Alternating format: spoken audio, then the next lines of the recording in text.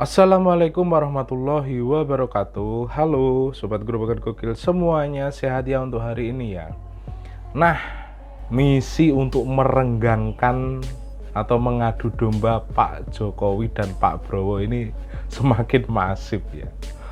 Dalam sebuah acara Bang Adian Napitupulu bahkan terang-terangan menyebut bahwa setelah 20 Oktober Pak Jokowi itu nggak ada tajinya.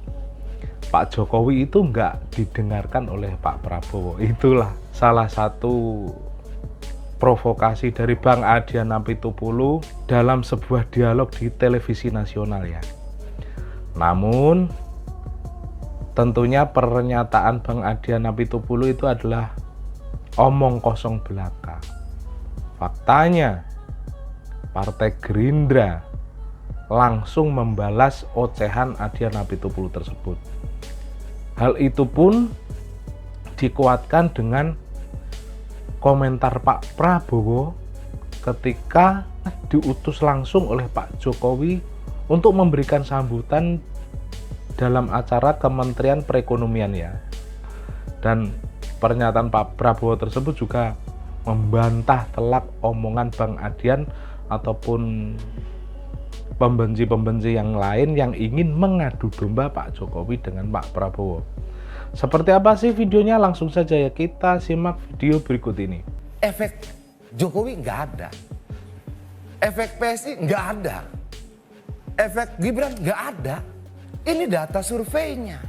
Nah, artinya ini akan menunjukkan bagaimana kedepannya nanti 20 Oktober Jokowi selesai, PDI Perjuangan tetap ada. Sok pede. Ngeri. Ya. Silakan Mas. Ngeri. Nanti kita akan berbicara dengan Gerindra, bukan Jokowi lagi. Bukan begitu, brother? Bagi kami tentu komitmen Pak Gerindra Prabowo itu adalah buka melanjutkan suara. ide dan gagasan baik presiden-presiden sebelum Pak Prabowo, termasuk dalam hal ini tentu Pak Jokowi. Dan karena salah satu visi utama Pak Prabowo adalah melanjutkan ide dan gagasan dari Pak Jokowi, keberlanjutan pembangunan dari Pak Jokowi, saya yakin Pak Jokowi akan tetap hidup begitu dalam konteks misalnya pengaruh ide beliau.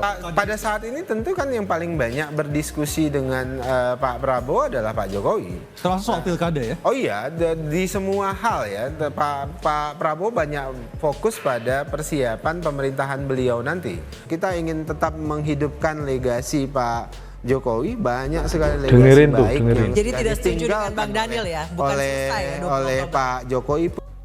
Saudara-saudara sekalian, saya diinstruksikan untuk mewakili Bapak Presiden, Bapak Joko Widodo, dan dalam hal ini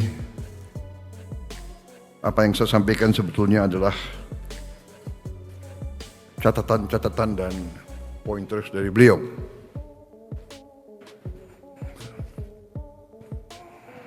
Saya kira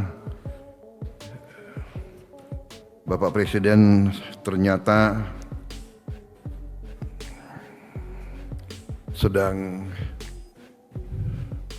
melatih saya untuk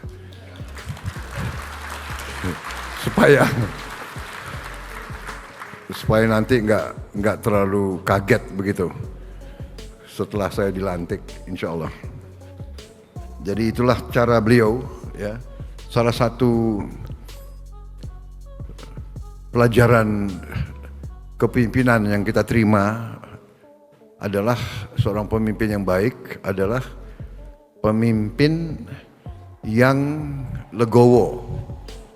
Pertama, kedua, pemimpin yang menyiapkan penggantinya.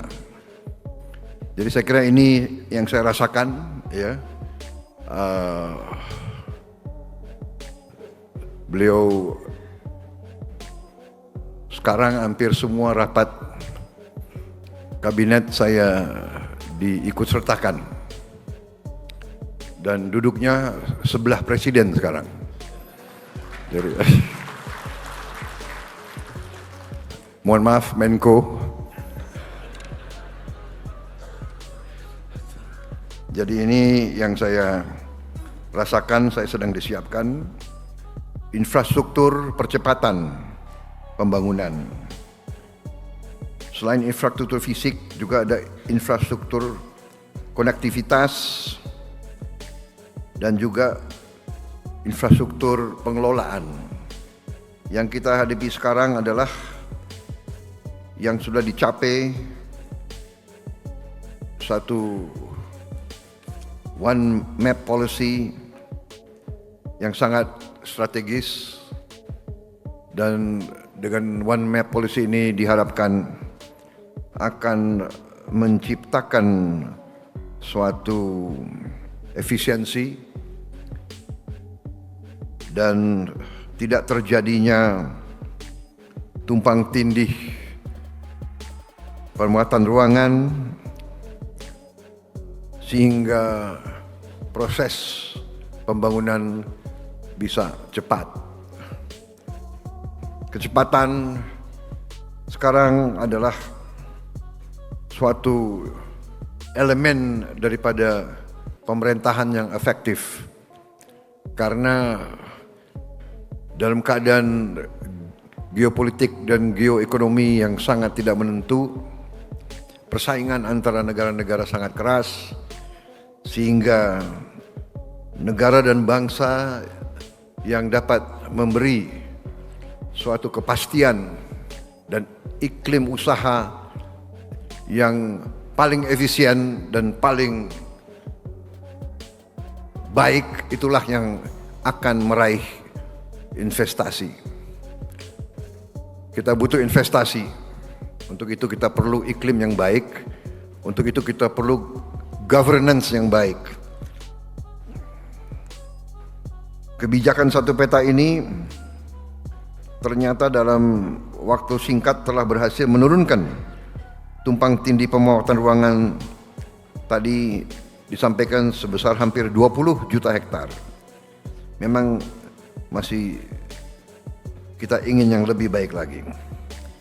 Saudara-saudara, percepatan pembangunan vital bagi masa depan bangsa kita. Tadi Menteri Perekonomian menyampaikan bahwa kita optimis bisa mencapai lebih dari 5% pertumbuhan. Kalau saya lebih berani lagi. Kita harus berani menaruh sasaran yang lebih tinggi. Kalau saya optimis, kita bisa mencapai 8% pertumbuhan.